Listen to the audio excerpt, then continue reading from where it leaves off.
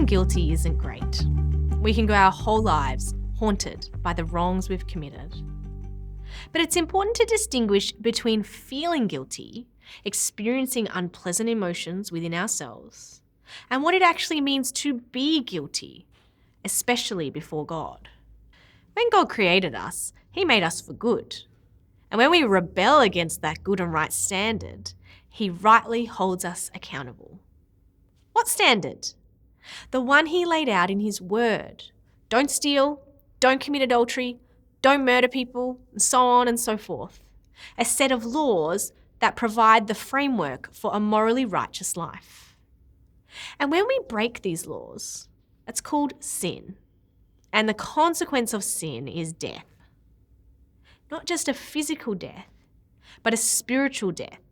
Absolute and final separation from God's love and sustaining sovereign power. But if the consequence of even the smallest sin is death, then aren't we all done for? Well, thankfully, God has provided a solution. Justification.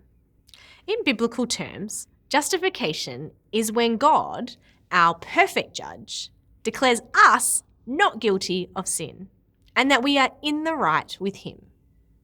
Okay, but how is that fair? We did the crime. We need to do the time, right? Well, justification is fair because our time or debt has been paid by someone else, Jesus. And Jesus was able to pay that price in our place because He Himself lived a perfect, righteous life, free from sin. So not only has justification freed us from our sin, but because of Jesus' righteousness, we too are counted as righteous. The implications of this are massive. No more being racked with guilt. No more fear of God's judgment. We're good. And with our sin no longer counted against us, God can now fully enter into our lives.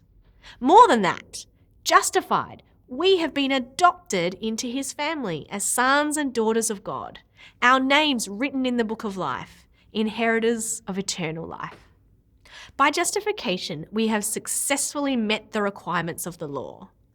All we need to do is believe and receive it. As Martin Luther put it, the law says do this and it's never done. Grace says believe this and all things are already done.